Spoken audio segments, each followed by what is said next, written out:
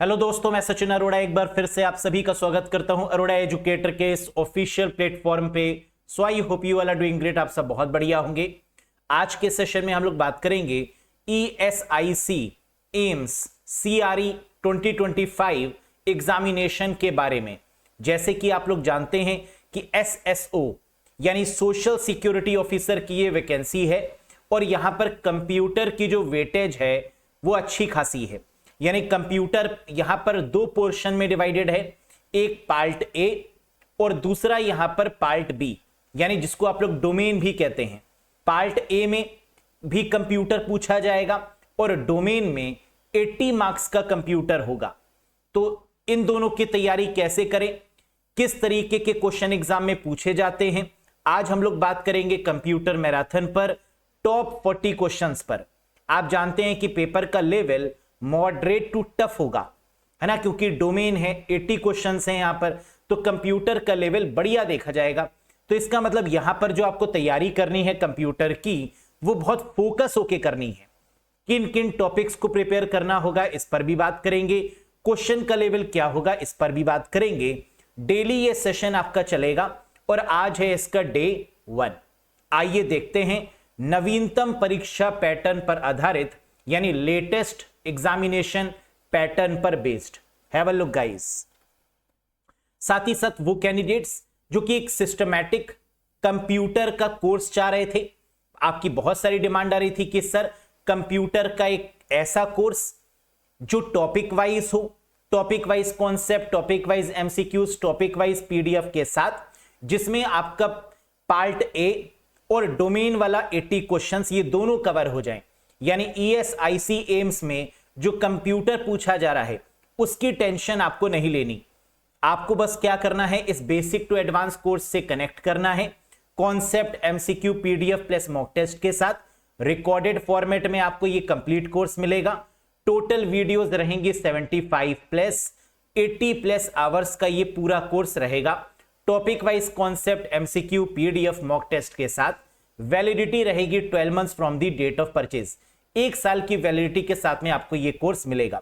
कितने का रहेगा ये कोर्स? 523 रुपए का, जिसमें पार्ट ए का कंप्यूटर और डोमेन वाला पार्ट जो 80 मार्क्स का है, 80 क्वेश्चंस, ये भी आपको इसमें कवर मिलेगा। Basic computer plus domain 80 marks. कैसे आप इस कोर्स से जुड़ सकते हैं? 523 रुपीज का आपको ये पड़ेगा, 523 रुपए का। इस कोर्स से जुड़ने के लिए अरोड़ा एजुकेटर एप्लीकेशन को इंस्टॉल करना होगा गूगल प्ले स्टोर या iOS स्टोर की मदद से। लिंक आपको डिस्क्रिप्शन बॉक्स और कमेंट बॉक्स में भी मिल जाएगा। कोई क्वेश्चन है, कोई क्वेरी है, कुछ पूछना चाहते हैं तो दिए गए नंबर पे आप मुझे व्हाट्सएप करके भी पूछ सकते हैं। Let's get started guys. Syllabus की अगर बात करें कि कोर्स में क्या पूरा सिलेबस कवर है, जी हां, या आपको अगर पढ़ना है तो कंप्यूटर में किन किन टॉपिक्स को पढ़ना होगा। बेसिक कंप्यूटर और डोमेन को अगर हम मिलाएं तो फुल कंप्यूटर का सिलेबस कुछ इस प्रकार गिवन है। ऑर्गेनाइजेशन ऑफ कंप्यूटर, CPU यानी प्रोसेसर के बारे में, इनपुट आउटपुट डिवाइसेस के बारे में, मेमोरी ऑर्गेनाइजेशन, बैकअप डिवाइसेस जिसको स्टोरेज डिवाइसेस भी बोलते हैं, जैसे हार्ड डिस्क है, SSD है, CD है, DVD है ना, इनके रिस्पेक्ट में। पोर्ट्स के बारे में, विंडोज एक्सप्लोरर या फाइल एक्सप्लोरर के बारे में, shortcut keys, software plus programming के basics, Windows operating system, MS office, MS Word, MS Excel, MS PowerPoint, internet, world wide web, email, जहां से बहुत सारे क्वेश्चन आते हैं तो ईमेल को बेसिक से एडवांस तक पूरा कवर करना होगा। ई बैंकिंग, नेट बैंकिंग, इन सब के बारे में इंफॉर्मेशन। नेटवर्किंग, ये भी बेसिक टू एडवांस, काफी सारे क्वेश्चन आएंगे नेटवर्किंग से। साइबर सिक्योरिटी, जहां पर एंटीवायरस, फायरवॉल, ये सब आपको पढ़ना होगा। Malware, virus, worm, Trojan horse, ransomware जैसे अटैक के बारे में आपको जानकारी लेनी होगी। और history, generations of computer, types of computer, printers, super computer, ऐसी चीजों के बारे में आपको नॉलेज लेनी होगी। और साथ ही साथ latest technology, artificial intelligence, chatbot जो आजकल बहुत फेमस हैं, यहां से भी क्वेश्चन देखे जाएंगे। तो अगर आप इतना पोर्शन कंप्लीट कर लेते हैं कंप्यूटर में तो आपको चिंता करने की कोई बात नहीं है। पेपर का लेवल कितना भी टफ क्यों ना आए, आप बहुत आसानी से मैक्सिमम मार्क्स को गेन कर पाएंगे।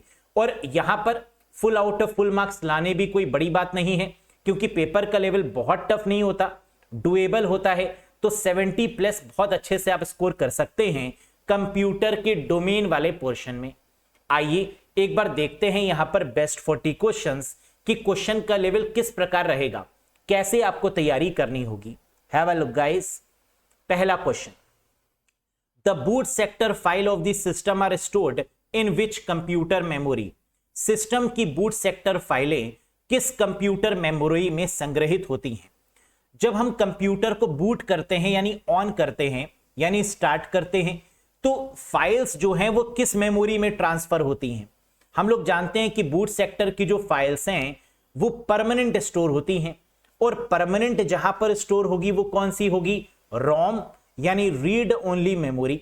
रैम में तो हो नहीं सकती, क्योंकि रैम क्या है, टेम्परेरी। कैशे भी क्या है, टेम्परेरी। रजिस्टर भी टेम्परेरी है और बफर भी टेम्परेरी है। तो जो परमानेंट मेमोरी है जहां पर ये फाइल्स स्टोर होंगी, दैट इज रोम यानी रीड ओनली मेमोरी। क्लियर है। रीड ओनली मेमोरी एक प्राइमरी मेमोरी होती है, जिसको मेन मेमोरी के नाम से भी आप जानते हैं। Very good. Next, what is the default font in MS word 2024। हम जानते हैं कि MS वर्ड का जो लेटेस्ट वर्जन है या MS ऑफिस का जो लेटेस्ट वर्जन है वो कौन सा है, 2024। हमें सारे वर्जन को पढ़ना होगा, 2007, 2010, 2013, 2016, 2019, 2021, 2024 या 365 वाले वर्जन को। तो MS ऑफिस के इन सभी वर्जन से क्वेश्चन एग्जाम में पूछे जाते हैं। बताइए लेटेस्ट वर्जन का जो बाय डिफॉल्ट फॉन्ट है वो क्या है, and the correct answer is एप्टोस। ये एक बड़ा बदलाव है और यहां से क्वेश्चन एग्जाम में आएगा जरूर। Aptos as the new default Microsoft Office font, और ये बदलाव किया है माइक्रोसॉफ्ट ने 17 साल के बाद, आफ्टर 17 ईयर्स। और यहां पर जो फॉन्ट है वो क्या है, एप्टोस। पहले क्या था, अगर 2021 तक बात करें तो ये आपका किस नाम से जाना जाता था जो बाय डिफॉल्ट फॉन्ट था, बिल्कुल सही आपने कहा, that is Calibri.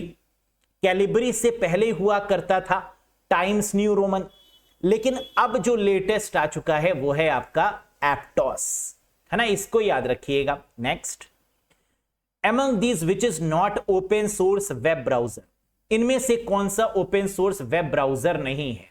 Web browser का मतलब क्या होता है, जिस पर क्लिक करके एक ऐसा सॉफ्टवेयर जिसके थ्रू आप इंटरनेट को एक्सेस करते हैं, that is called a web browser. Internet को एक्सेस करने के लिए ब्राउजर आपको चाहिए ही चाहिए। तो ऐसा कौन सा वेब ब्राउजर है जो ओपन सोर्स है, जो फ्री ऑफ कॉस्ट है। फ्री ऑफ कॉस्ट के साथ साथ इसके कोड को देखा भी जा सकता है, यानी ओपन सोर्स है। And the correct answer is what, Mozilla Firefox, brave, chromium, LYNX या सफारी। कह रहा है कौन सा नहीं है, सफारी नहीं है। मोजिला फायरफॉक्स ओपन सोर्स है, फ्री ऑफ कॉस्ट है, कोड को देख सकते हैं, बदलाव भी कर सकते हैं। ब्रेव भी आपका ओपन सोर्स है, क्रोमियम भी ओपन सोर्स है, और LYNX यानी लिंक्स ये भी ओपन सोर्स है। तो कौन सा ओपन सोर्स नहीं है, दैट इज कॉल्ड सफारी।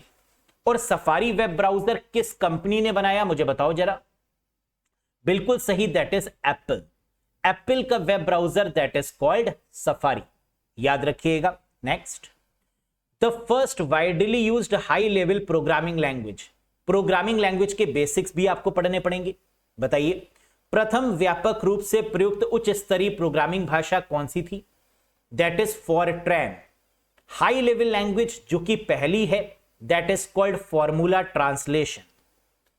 अब देखिए अगर हाई लेवल लैंग्वेज की बात करते हैं तो इसमें C++, जावा, पाइथन, है ना, ये सारी आपकी काउंट की जाती हैं, जिसमें सबसे पॉपुलर है आपकी बेसिक, कोबोल, फॉरट्रैन, ये आपकी हाई लेवल लैंग्वेजेस में काउंट करते हैं। इसे थर्ड जनरेशन वाली लैंग्वेजेस भी बोला जाता है। तो first widely used high level language कौन सी होगी, फॉरट्रैन होगी, फॉर्मूला ट्रांसलेशन होगी। और फॉरट्रैन को किसने बनाया, है ना, ये क्वेश्चन भी काफी इंपॉर्टेंट है। तो आंसर है जॉन बेकस। मिस्टर जॉन बेकस के द्वारा इसको बनाया गया। आईबीएम कंपनी में ये काम करते थे, 1957 में बनी। तो अगर कंपनी पूछें तो आईबीएम हो जाएगा, पर्सन का नाम पूछें जिसने बनाया जॉन बेकस हो जाएगा, और ईयर पूछें तो 1957 होगा। क्लियर है? Next, the network topology in which nodes are connected to a central hub is known as. वो नेटवर्क टोपोलॉजी जिसमें नोड्स एक केंद्रीय हब से जुड़े होते हैं उसे क्या बोलते हैं? टोपोलॉजी का मतलब क्या होता है कि कंप्यूटर आपस में कैसे कनेक्टेड हैं, that is called topology. Logical and physical connection of the network is called a topology. तो कह रहा है कि ऐसी कौन सी टोपोलॉजी है जिसमें हब का यूज होता है, और हम लोग जानते हैं the correct answer is star. Star topology में जो सेंट्रल डिवाइस होती है वो क्या होती है? हब होती है। और ये क्वेश्चन ऐसे भी पूछते हैं कि स्टार टोपोलॉजी में जो मेन डिवाइस है जिससे कंप्यूटर कनेक्टेड होते हैं वो कौन सी है? तो आंसर क्या हो जाएगा? हब हो जाएगा। Next, dash is the network protocol used to remotely access the computer for a text based communication.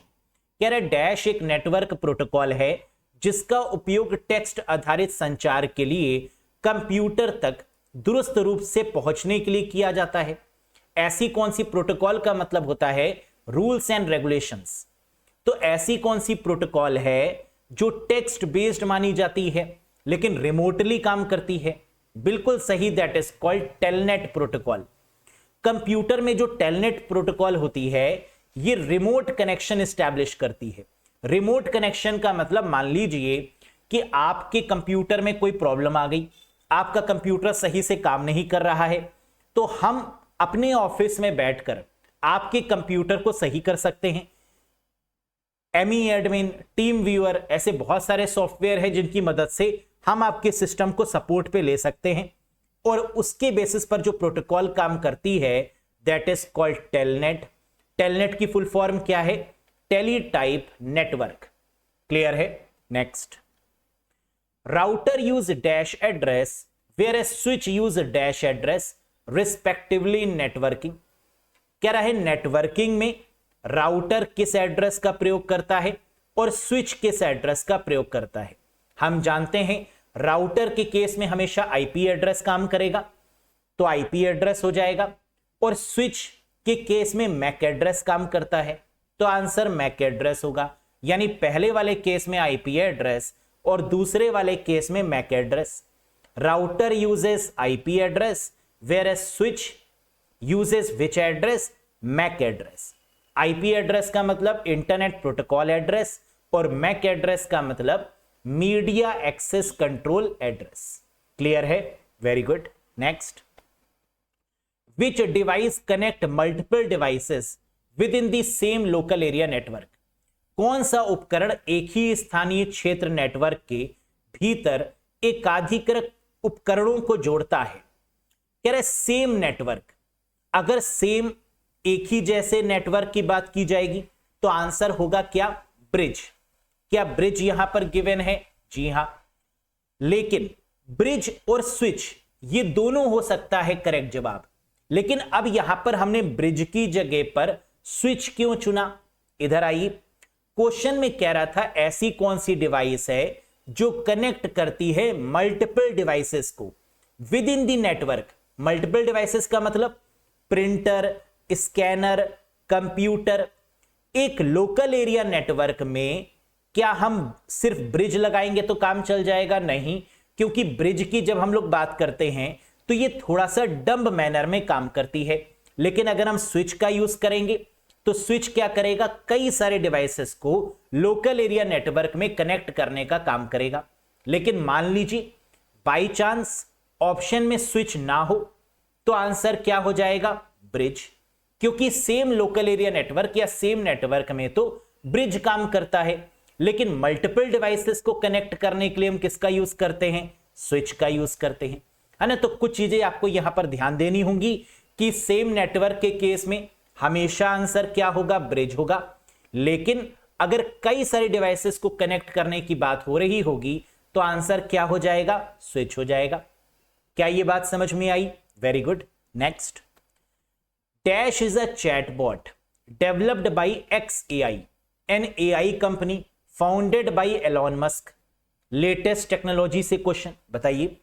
XAI, X का मतलब ट्विटर है ना, पहले ट्विटर बोलते थे अब X बोलते हैं। AI द्वारा विकसित एक चैटबॉट है जो एलॉन मस्क द्वारा स्थापित एक AI कंपनी है। बताइए ऐसा कौन सा चैटबॉट है जो एलॉन मस्क के द्वारा डेवलप किया गया, X कंपनी ने डेवलप किया? Very good, and the correct answer is Grok, है ना। ये काफी फेमस है, आपने सुना भी होगा, करंट अफेयर्स का भी पार्ट है, काफी चर्चा में रहा है कि एलॉन मस्क ने जो ट्विटर यानी X के लिए जो AI बनाया है that is called Grok. Clear है? चैट जीपीटी ये भी AI है, जेमिनी गूगल का है, मेटा ये भी AI है, डीप सीक ये भी AI है, लेकिन एलॉन मस्क के द्वारा जो डेवलप किया गया है वो कौन सा है? Grok. Clear? Next, compiler, interpreter and assembler are all types of language processor, a type of dash software. कह रहा है कंपाइलर, इंटरप्रेटर और असेंबलर ये सभी प्रकार के भाषा प्रोसेसर हैं। ये एक प्रकार के कैसे सॉफ्टवेयर है? System, application, freeware, open source या ऑल ऑफ दीज? या आता है बताएंगे नहीं? बिल्कुल सही, कंपाइलर, इंटरप्रेटर, असेंबलर ये सब सॉफ्टवेयर हैं। और कैसे सॉफ्टवेयर हैं? सिस्टम सॉफ्टवेयर हैं, क्योंकि इनके बिना प्रोग्रामिंग हो नहीं सकती। अगर प्रोग्रामिंग होगी नहीं तो कंप्यूटर काम करेगा कैसे, है ना, क्योंकि कंप्यूटर सॉफ्टवेयर पर ही काम करता है, प्रोग्राम पर ही काम करता है। तो कंपाइलर, इंटरप्रेटर और असेंबलर ये ट्रांसलेटर भी होते हैं। और किस प्रकार के सॉफ्टवेयर होते हैं? That is called system software. Clear है? Next, name the latest standalone version of Microsoft Office. Microsoft Office का नवीनतम स्टैंड अलोन संस्करण कौन सा है? तो हम जानते हैं कि माइक्रोसॉफ्ट का जो नया वर्जन आया है जिसको हम लोग कंप्यूटर्स, लैपटॉप में यूज कर सकते हैं that is called MS office 2024 यानी 2024। कब आया? रिलीज्ड ऑन 1 अक्टूबर 2024, 1 अक्टूबर 2024 को रिलीज किया गया है ना। याद रखिएगा इसके बारे में। एक चीज और याद रखनी है आपको, that is MS office 365। MS office 365 दोस्तों अगर हम बात करें तो ये ऑनलाइन वर्जन है MS ऑफिस का। तो अगर एग्जाम में ये पूछे कि MS ऑफिस का क्या कोई ऑनलाइन वर्जन भी अवेलेबल है, तो आंसर होगा yes, that is MS office 365। Next, which memory act as the buffer between CPU and main memory.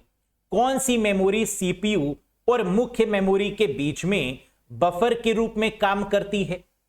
जल्दी से बताइए इसका आंसर। रैम, रोम, कैशे, स्टोरेज या हार्ड डिस्क? CPU और मेन मेमोरी। मेन मेमोरी का मतलब होता है यहां पर रैम। CPU और रैम के बीच में जो मेमोरी जो बफर के तरीके से काम करती है that is called cache memory, जिसकी स्पीड काफी फास्ट होती है। तो आंसर हो जाएगा दैट इज कॉल्ड कैशे। सबसे फास्टेस्ट अगर कोई मेमोरी है कंप्यूटर में तो वो रजिस्टर है। रजिस्टर के बाद कैशे है, कैशे के बाद रैम है। तो ये सीक्वेंस आपको याद रखना है। लेकिन अगर बफर की बात करें कि प्रोसेसर यानी CPU और मेन मेमोरी यानी रैम के बीच में कौन सी मेमोरी है, तो that is called cache. Next, which memory unit comes after bit. Bit का मतलब होता है बाइनरी डिजिट 0 और 1 के बाद कौन सी मेमोरी यूनिट आती है? बताइए। कंप्यूटर की सबसे छोटी मेमोरी यूनिट कौन सी होती है? बिट होती है 0 1। और बिट के बाद क्या आता है? बाइट नहीं, निबल। यानी correct answer is option number 5, that is nibble. जो आपकी हायरार्की है, जो सीक्वेंस है वो क्या है? Bit, nibble, byte, kilobyte, megabyte, gigabyte, terabyte, petabyte, exabyte, zettabyte और योटाबाइट, है ना। इस सीक्वेंस को याद रखिएगा, that is very very important one. Clear है? क्या ये बात समझ में आई? अब जरा ध्यान से समझो। एक निबल 4 बिट के बराबर होती है। 1 nibble is equal to 4 bit. तो सबसे छोटी क्या हो गई? बिट, बिट के बाद क्या हो गया निबल, जो 4 बिट के बराबर है, और बाइट जो होती है वो 8 बिट के बराबर होती है। तो 1 byte is equals to 8 bit. समझ में आया reason? Bit, nibble, byte, kilobyte and so on, that is the sequence. Next, dash is considered the first internet search engine. Dash को पहला इंटरनेट का सर्च इंजन माना जाता है। नेक्सस, आर्ची, क्रीपर, अर्पानेट या none of these? And the correct answer is दुनिया का सबसे पहला सर्च इंजन है आर्ची। ये कुछ इस प्रकार से, अगर फेमस सर्च इंजन की बात करें तो वो गूगल बाबा है ना, सबसे फेमस। लेकिन पहले इंटरनेट सर्च इंजन की बात करें तो कौन सा है? That is called Archie. पहला वायरस कौन सा है? क्रीपर। फर्स्ट, सबसे पहला नेटवर्क कौन सा है? अर्पानेट, है ना, याद रखिएगा। फर्स्ट सर्च इंजन आर्ची, पहला वायरस क्रीपर और पहला network ARPANET, advance research project agency network. Next, cookies are send by. कह रहा कुकीज किसके द्वारा भेजी जाती है? कुकीज का काम क्या होता है? इंटरनेट पर जो भी हम सर्च करते हैं वो सब कुकीज में जाके स्टोर हो जाता है। जो सर्वर देख लेता है कि हम क्या कर रहे हैं, क्या नहीं कर रहे हैं, यूजर नेम, पासवर्ड, सारे रिकॉर्ड ये कुकीज में स्टोर हो जाते हैं। और कुकीज बिना हमारी परमिशन के कौन भेजता है? सर्वर। क्या सर्वर दिया है? यस। तो करेक्ट आंसर है server. Cookies are always send by whom? Server. लेकिन अगर ये पूछते कि कुकीज सेव कहां पर होती हैं तो आंसर होता ब्राउजर या क्लाइंट में। कुकीज को सेव कहां करके रखते हैं? क्लाइंट या ब्राउजर में। लेकिन कुकीज भेजता कौन है? तो आंसर है सर्वर। क्लियर है? Very good. Next, which connector are used with coaxial cable. Coaxial cable के साथ में कौन सा कनेक्टर का उपयोग किया जाता है? Very important question. Coaxial cable दोस्तों वो केबल होती है जो हमारे टेलीविजन यानी टीवी में लगी होती है। डायरेक्ट टू होम कनेक्शन, ऊपर जो छतरी लगी होती है ना उसके साथ में जो केबल गई होती है that is coaxial cable. Yes. और कोएक्सियल केबल के साथ में जो नेटवर्किंग का कनेक्टर यूज होता है that is BNC connector, bayonet Neill Concelman connector, that is called BNC, ये वाला कनेक्टर। लेकिन अगर ये पूछते कि which connector is used with twisted pair cable, twisted pair cable के साथ में कौन सा कनेक्टर यूज होता है तो आंसर हो जाता RJ45, registered jack 45। Yes. Next, which shortcut key is use to insert current date in MS Word 2019 या 2021? MS वर्ड 2019 या 2021 में करेंट डेट डालने की शॉर्टकट की क्या है? हम जानते हैं MS वर्ड में अगर करेंट डेट हमें इंसर्ट करनी है तो आंसर क्या होगा? Shift alt D.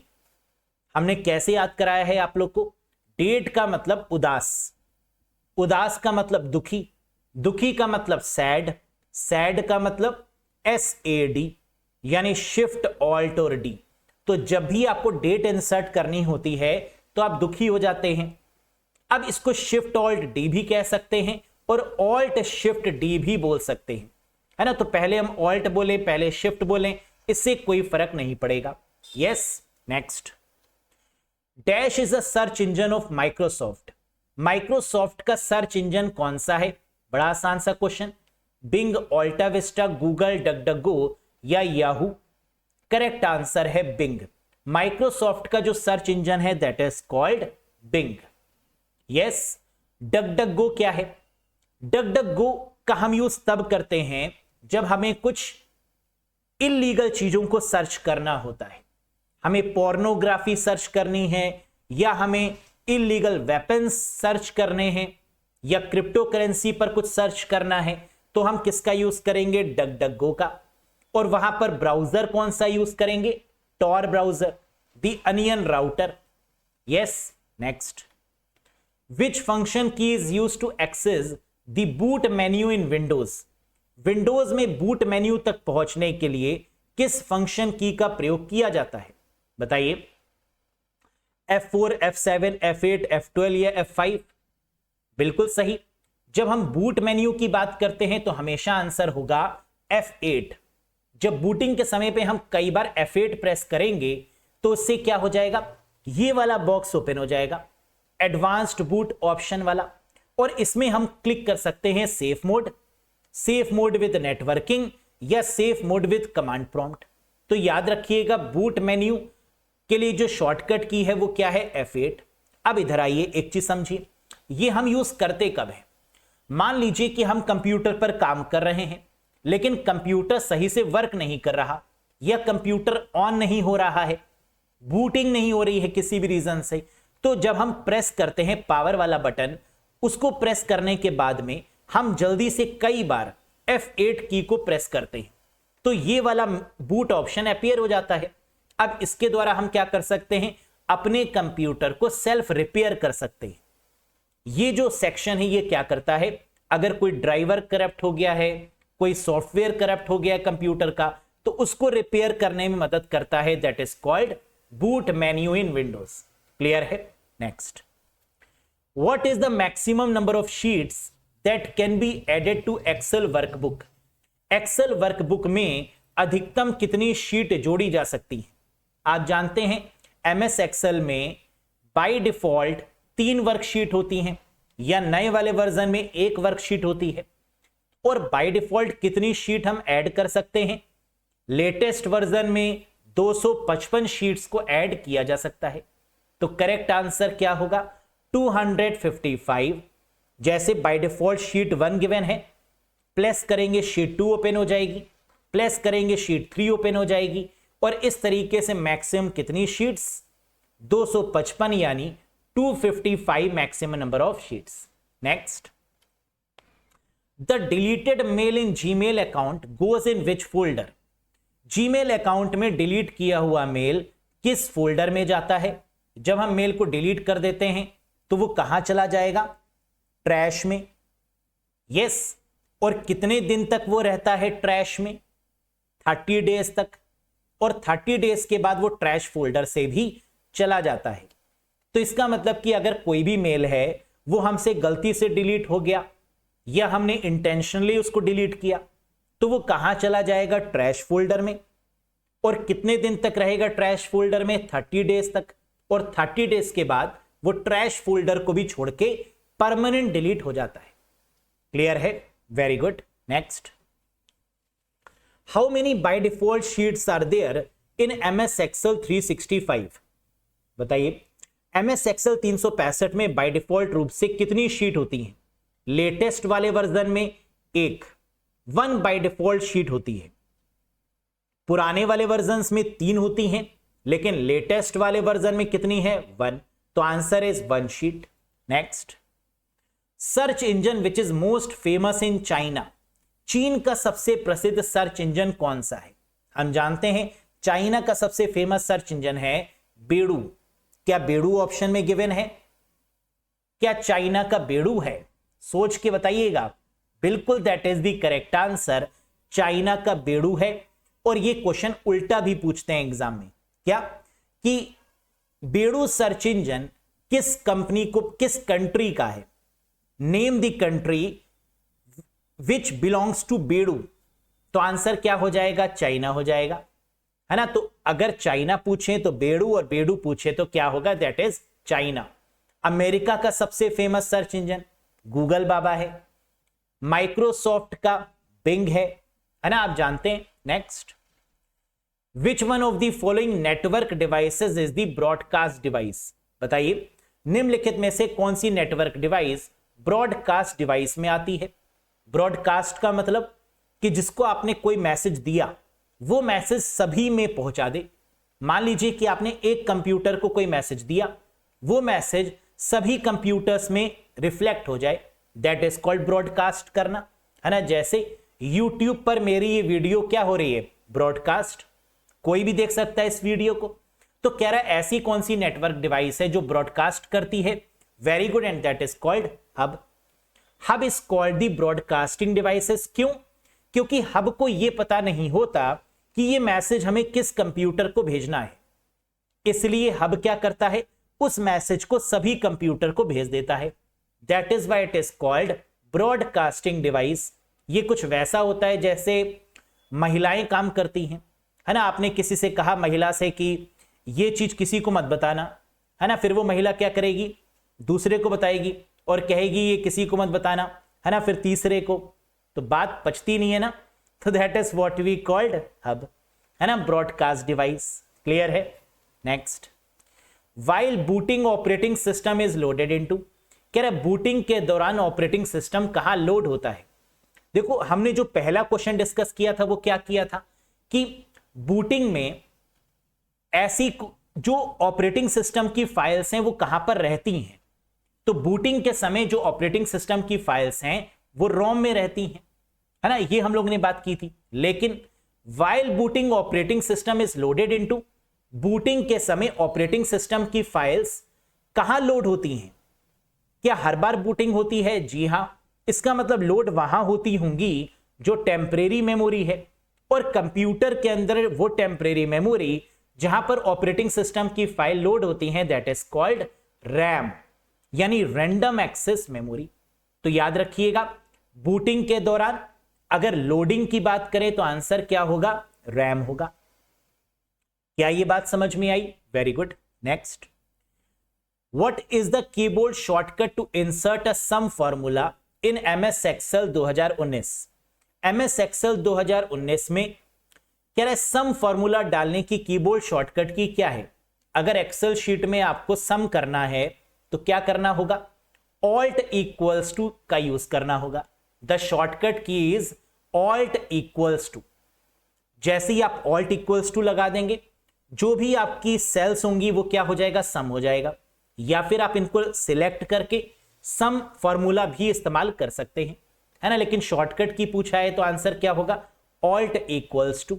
Next, dash line under MS Word 2021 indicate miss spelling. कह रहा है एमएस वर्ड 2021 के अंतर्गत ऐसी कौन सी लाइन है जो गलत स्पेलिंग को दर्शाती है, मिस स्पेलिंग को दर्शाती है। Red line for the spelling error, अगर कोई स्पेलिंग एरर आएगी तो उसको रेड लाइन से शो करेंगे, कोई ग्रामेटिकल एरर आएगी तो ग्रीन लाइन से शो करेंगे, और कॉन्टेक्सचुअल स्पेलिंग एरर अगर आ जाएगी तो ब्लू लाइन से शो करेंगे। कॉन्टेक्सचुअल स्पेलिंग एरर का मतलब कि वो स्पेलिंग तो सही है लेकिन जिस कॉन्टेक्स्ट में लिखा जा रहा है वो गलत है। जैसे डियर मिस्टर फलाना ढिमकाना, तो यहां पर क्या डियर की स्पेलिंग गलत है? जी हां, DEAR होना चाहिए। लेकिन क्या ये वाली डियर भी सही होती है स्पेलिंग? जी हां।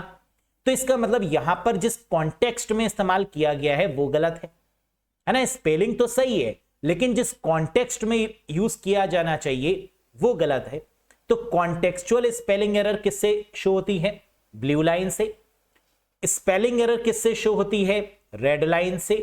और ग्रामर वाली एरर किससे शो होगी? ग्रीन लाइन से। क्लियर है। Next, dash is the default search engine in Tor browser. Tor browser में जो बाय डिफॉल्ट सर्च इंजन है वो कौन सा है? गूगल क्रोम, याहू, डगडगो, येंडेक्स या वोल्फ्रॉम अल्फा। आपकी पार की नजर और Nirma super. The correct answer is, जब भी क्वेश्चन में टॉर ब्राउजर होगा तो आंसर क्या हो जाएगा? डगडगो हो जाएगा।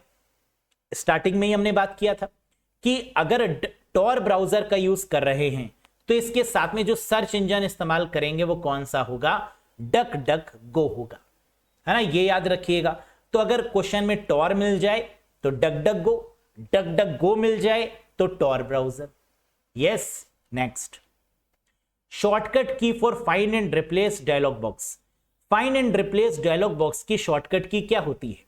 फाइंड एंड रिप्लेस का मतलब 3 इडियट्स मूवी याद रखी, याद आया ना, वहां पर रिप्लेस कर दिया गया था। तो फाइंड एंड रिप्लेस की शॉर्टकट की क्या होती है? Ctrl+H। जितनी भी कंट्रोल वाली शॉर्टकट कीज हैं ये बहुत इंपॉर्टेंट है। Ctrl+A select all, Ctrl+B bold, Ctrl+C copy, Ctrl+D font dialog box open करने के लिए, Ctrl+E सेंटर अलाइन करने के लिए, है ना, Ctrl+F फाइंड करने के लिए, Ctrl+H फाइंड एंड रिप्लेस करने के लिए, Ctrl+K हाइपरलिंक के लिए। तो ये सब आपको याद होनी चाहिए। Yes. Next, in MS word the footnote option is grouped under which tab? Microsoft word में फुटनोट विकल्प को किस टैब के अंतर्गत रखा जाता है? अब देखो यहां पर आपको शॉर्टकट बनाने पड़ेंगे याद करने की, क्योंकि ऐसे तो याद रहेगा नहीं आपको। कैसे याद रखें? कह रहा है एमएस वर्ड में जो फुटनोट का ऑप्शन होता है वो कहां होता है? कैसे याद करें? फुटनोट का मतलब फुट में लगी चोट। अगर फुट में आपके पैर में चोट लगती है तो आप डॉक्टर के पास जाते हैं, डॉक्टर रेफर कर देता है कि पहले टेस्टिंग करवा के लाओ तब देखेंगे। तो यानी फुट में लगी चोट तो डॉक्टर करेगा रेफर, आंसर हो जाएगा रेफरेंस, यानी ऑप्शन नंबर 1। क्लियर है? याद रखेंगे ना? तो फुटनोट कभी भी आ जाएगा तो आंसर क्या हो जाएगा? Reference tab. Yes, next. Which of the following is an example of absolute cell reference in MS Excel 2021? बताइए निम्न में से कौन सा एमएस एक्सेल 2021 में एक पूर्ण सेल संदर्भ का उदाहरण है? बहुत आसान है, थोड़ा सोचिएगा क्या होगा। देखो एमएस एक्सेल में जो सेल रेफरेंसिंग होती है वो 3 प्रकार की होती है, रिलेटिव, एब्सोल्यूट और मिक्स्ड। एब्सोल्यूट के केस में हम रो और कॉलम दोनों को लॉक करते हैं, यानी एक्सेल में जो सेल रेफरेंसिंग का यूज होता है ना वो सेल को लॉक करने के लिए करते हैं। यहां पर एब्सोल्यूट के केस में 2 बार डॉलर का यूज होगा, यानी $8 $9, that is the correct one. कुछ समझ में आया? समझो 3 तरीके की सेल रेफरेंसिंग होगी एक्सेल में। रिलेटिव, जिसका एग्जाम्पल है A9, जहां कोई लॉक नहीं होगा रोज और कॉलम। A9 क्या है? Relative cell reference. $9 क्या है? मिक्स्ड सेल रेफरेंस, या तो रो या तो कॉलम। $1 का साइन मिलेगा तो मिक्स्ड सेल रेफरेंस हो जाएगा, और $2 का साइन मिलेगा तो क्या हो जाएगा? Absolute cell reference. Yes, next. The RAM type used in almost all phone. कह रहा है लगभग जितने भी फोन्स हैं उनमें किस प्रकार की रैम यूज होती है? बताइए। आपके पास मोबाइल फोन है, स्मार्टफोन है, क्या उसमें रैम लगी हुई है? जी हां, लेकिन किस तरीके की रैम है? Static RAM, S RAM, dynamic RAM, D RAM, flash RAM, all of these या none of these? Very good. जितने भी कंप्यूटर्स हैं, जितने भी मोबाइल फोन्स हैं, इनमें जो रैम लगी होती है that is called dynamic RAM, यानी second is the correct answer, D RAM is the right one. Smartphone में जो रैम लगी होती है, जो रैंडम एक्सेस मेमोरी है, वो डी रैम है, जिसका नाम होता है LPDDR, low power double data rate, है ना? याद रखिएगा, ये इंपॉर्टेंट है। Next. Dash is the act of attempting to acquire information such as user name, password, credit card detail. Dash उपयोगकर्ता नाम, पासवर्ड और क्रेडिट कार्ड विवरण जैसी जानकारी प्राप्त करने का एक प्रयास है। क्या ऐसा कोई तरीका है जिसके द्वारा user name, password, debit card या क्रेडिट कार्ड इंफॉर्मेशन को हैक किया जा सकता है? Yes, and that is called a phishing attack. Phishing attack करके हम जितने भी बैंकिंग रिलेटेड क्राइम्स हैं, है ना, चाहे वो डेबिट कार्ड हो, क्रेडिट कार्ड हो, या किसी वेबसाइट का फॉल्सिफिकेशन हो, क्लोन करना हो वेबसाइट को, है ना, किया जा सकता है। That is via phishing attack. Next. Attempt to gain और चेंज आईपी एड्रेस और डीएनएस इज कॉल्ड। कह रहा है क्या आईपी एड्रेस को बदला जा सकता है कंप्यूटर के? क्या डोमेन नेम सिस्टम को बदला जा सकता है कंप्यूटर के? जी हां, जो हैकर होते हैं वो यही करते हैं। हैकिंग करने के लिए आईपी एड्रेस को बदल लेते हैं, अपने डोमेन नेम को बदल लेते हैं, और इस तरीके के क्राइम को बोलते हैं स्पूफिंग। स्पूफ का मतलब मुखौटा लगाकर काम करना, अपनी पहचान को छुपा के काम करना, दैट इज कॉल्ड स्पूफर। और ऐसे अपराध को क्या बोलते हैं? स्पूफिंग। और जो करता है ऐसे अपराध उसको क्या बोलते हैं? स्पूफर्स। क्लियर है? तो change IP address and DNS is called spoofing. याद रखिएगा। नेक्स्ट। What allows you to print on both side of the printer. जो आपको प्रिंटर के दोनों तरफ प्रिंट करने की अनुमति दे। कई बार हम लोग करवाते भी हैं प्रिंट आउट, पेज के दोनों तरफ करवा लेते हैं। इस फंक्शनैलिटी को क्या बोलते हैं? डुप्लेक्सर बोलते हैं, यानी correct answer is duplexer. Both side of the printer print करवाना, duplexer. What is the class of IP address? Very very important one. एक आईपी एड्रेस आपको दे दिया जाएगा और आपसे कहा जाएगा कि वो किस क्लास को बिलोंग करता है। कैसे करेंगे, ध्यान से देखिए।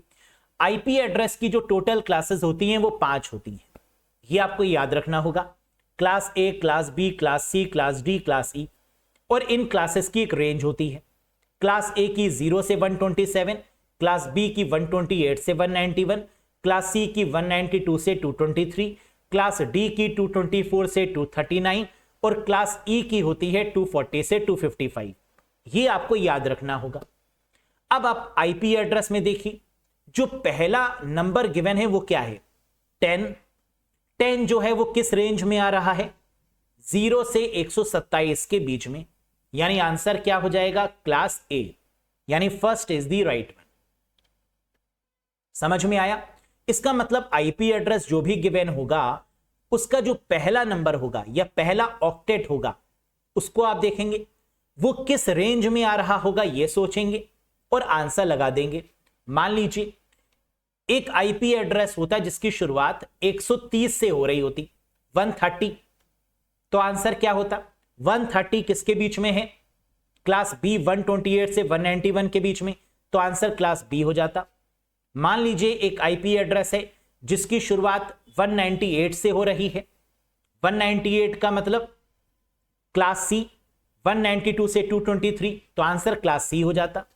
मान लीजिए एक ऐसा आईपी एड्रेस है जो 254 से शुरू हो रहा है, 254 से, तो आंसर क्या हो जाता, क्लास ई हो जाता। समझ में आ रहा है? तो बस पहला नंबर देखेंगे, पहला ऑक्टेट देखेंगे, वो जिस रेंज में आ रहा होगा वो क्लास हो जाएगा। लेकिन आईपी एड्रेस 255 से ज्यादा नहीं हो सकता। कई बार एग्जाम में क्वेश्चन आता है कि इन आईपी एड्रेस में से कौन सा गलत है, तो आईपी एड्रेस की जो रेंज होती है वो 0 से 255 के बीच में होती है। तो अगर कोई भी आईपी एड्रेस 255 से बड़ा होगा, जैसे 10.256 लिखा होता, तो क्या 256 255 से बड़ा है? जी हां, तो वो इनवैलिड हो जाता। क्लियर है? Next, what is the largest font size available in drop down list of MS word 365? बताइए, MS वर्ड 365 की ड्रॉप डाउन सूची में उपलब्ध सबसे बड़ा फॉन्ट आकार क्या है? 72 सबसे बड़ा MS वर्ड के ड्रॉप डाउन लिस्ट में। आप लोग ने देखा होगा MS वर्ड जब ओपन करते हैं तो यहां पर फॉन्ट का साइज आ जाता है, एक लिस्ट आ जाती है ड्रॉप डाउन में, जहां सबसे ऊपर 8 होता है और सबसे नीचे 72 होता है। तो अगर ड्रॉप डाउन लिस्ट में मिनिमम पूछें तो 8 होगा और मैक्सिमम पूछें तो 72 होगा। क्या ये बात समझ में आई? Very good. Next, dash is a network security device that monitor and filter incoming and outgoing network traffic. बताइए, डैश एक नेटवर्क सुरक्षा उपकरण है जो इनकमिंग और आउटगोइंग नेटवर्क ट्रैफिक की निगरानी और फिल्टर करता है। क्या होगा आंसर? फायरवॉल। फायरवॉल का काम क्या होता है कि जो भी पैकेट इंटरनेट पर आ रहे हैं क्या वो वैलिड सोर्स से आ रहे हैं, अगर नहीं तो उनको रोक दिया जाए। तो इनकमिंग मतलब आने वाले और जाने वाले पैकेट्स पर निगरानी करने का काम किसका है? फायरवॉल। और एक क्वेश्चन और आता है कि फायरवॉल हार्डवेयर है, सॉफ्टवेयर है, बोथ ऑफ दीज है, नन ऑफ दीज है? तो आंसर क्या होगा? Firewall is the combination of both hardware and software. ये हार्डवेयर भी है और सॉफ्टवेयर का कॉम्बिनेशन भी है। तो आंसर क्या हो जाएगा? Firewall is both hardware plus software. Next, which shortcut key insert a new slide in current presentation? कौन सी शॉर्टकट कुंजी वर्तमान प्रस्तुति में एक नई स्लाइड को सम्मिलित करती है? Insert a new slide. अगर हमें प्रेजेंटेशन में, पावर पॉइंट में एक नई स्लाइड को इंसर्ट करना है तो कंट्रोल M के थ्रू कर सकते हैं एक नई स्लाइड को। लेकिन अगर नई प्रेजेंटेशन क्रिएट करनी है तो कंट्रोल N करना होगा। लेकिन अगर नई स्लाइड को इंसर्ट करना है तो कंट्रोल M करना होगा। क्या MS पावर पॉइंट में कई सारी स्लाइड होती हैं? जी हां। क्या हम बीच में कोई भी स्लाइड इंसर्ट कर सकते हैं? Yes. The shortcut key is control plus M। Clear है? Next, dash is search engine company which is now owned by Yahoo. ऐसी कौन सी सर्च इंजन कंपनी है जिसका स्वामित्व अब याहू के पास में है? कह रहा उस सर्च इंजन कंपनी का नाम बताइए जिसका मालिक दोस्तों कौन है? याहू है। And answer is AltaVista, है ना। याद रखिएगा कि AltaVista is a search engine company. ये एक सर्च इंजन कंपनी है जिसको अब किसने खरीद लिया है? याहू कंपनी ने इसको खरीद लिया है। Very very important one. तो इस प्रकार के क्वेश्चन दोस्तों आपको करने हैं। क्वेश्चन होते आसान हैं, लेकिन अगर नॉलेज नहीं होगी तो टफ लगने लगेंगे, है ना।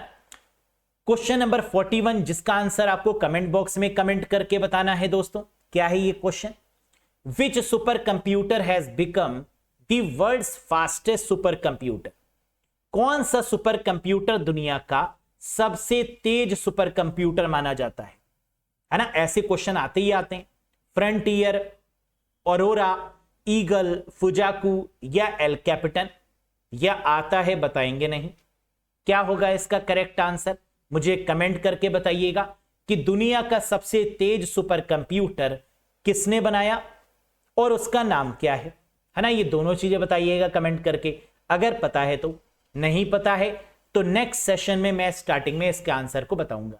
यस, तो कैसा लगा आपको ये सेशन? उम्मीद है पसंद आया होगा। पसंद आया हो तो एक बार लाइक कर दीजिएगा, चैनल पर नए हो तो सब्सक्राइब कर दीजिएगा। और अगर चाहते हैं कि कंप्यूटर एक बार बेसिक से एडवांस लेवल तक टॉपिक वाइज हर एक टॉपिक को कवर करते हुए थ्योरी, कॉन्सेप्ट और एमसीक्यूज के साथ में पढ़ें, प्रीवियस ईयर का जो पैटर्न है उस पर भी एक बार फोकस करें, सारे क्वेश्चंस को लगाएं, सारे कॉन्सेप्ट को पढ़ें, ताकि एग्जाम कितना भी टफ क्यों ना हो full out of full score कर पाए। क्या इसके बाहर भी कुछ पढ़ने की रिक्वायरमेंट है? जी नहीं, द कोर्स इज सफिशिएंट और इसके बाहर पढ़ने की रिक्वायरमेंट नहीं होगी। क्लियर है? कोर्स से ज्वाइन करने के लिए, जिसमें आपका पार्ट ए वाला कंप्यूटर भी है और डोमेन भी है, अरोड़ा एजुकेटर एप्लीकेशन को इंस्टॉल करिएगा गूगल प्ले स्टोर या iOS स्टोर की मदद से। फिर आप इस कोर्स से कनेक्ट कर सकते हैं या नीचे लिंक पर क्लिक करके डायरेक्टली आप इस कोर्स से कनेक्ट कर पाएंगे। यस, कोई डाउट है, कोई कंफ्यूजन है तो दिए गए नंबर पे व्हाट्सएप करके भी आप पूछ सकते हैं। बहुत जल्द मिलेंगे नए सेशन के साथ, कुछ और इंपॉर्टेंट क्वेश्चंस के साथ। Till then, bye bye and take care guys. Thank you very much.